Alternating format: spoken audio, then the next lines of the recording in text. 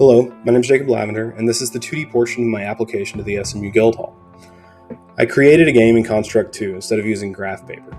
Most of the actual sprites are from Construct 2, and a few I got online. I had to search for them.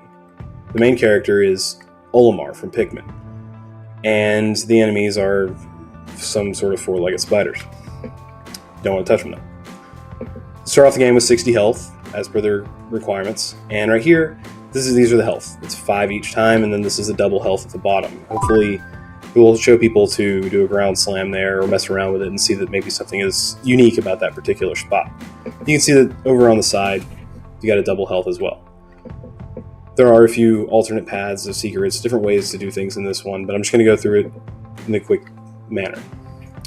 Right here, you can't get across because the spider's blocking the way, and so you have to go up and across and knock the spider off. And then you go back down because you can't jump that. Now,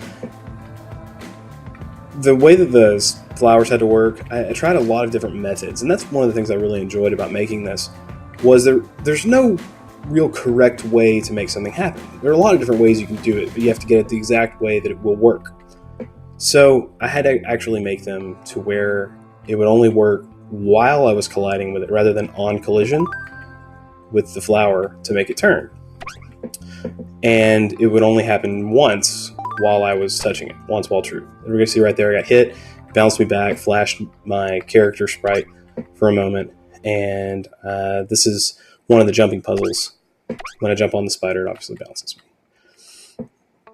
This is one of the jumping puzzles that was asked for in the actual requirements. There's timing, and there's a little bit of difficulty involved. The spiders returning the flowers, as well as myself. So you can notice also that down on the bottom there's this red dot that's floating around, and that's where the second half of the level comes in. After you pass through this, then the level reverses and it goes upside down. There's a block right here and you can't see it. Hopefully, what I was wanting the player to do was to see that jump and think maybe to slam the ground. And when they do, they're going to be able to see the whole map.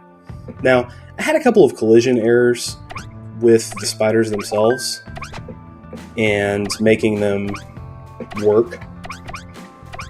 I had to do several different renditions of how to program the spiders so that I could bounce off of them without having any errors. Right here is another version of the particle that's coming out of the light that's coming out of the flowers, and when you jump onto it, it makes you float. There's a little bit of timing involved, but when you slam the ground and everything, you can see, and hopefully you can make it work out.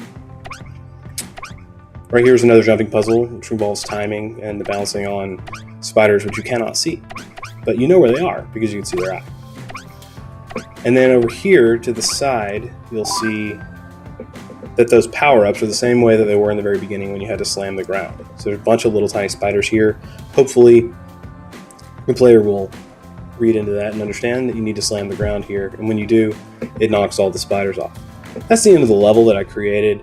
I didn't put a big game over symbol or anything to pop up because I wanted you to be able to walk around and test out the collision and just kind of explore for yourself. And then test out checkpoints and things like dying and checking it out.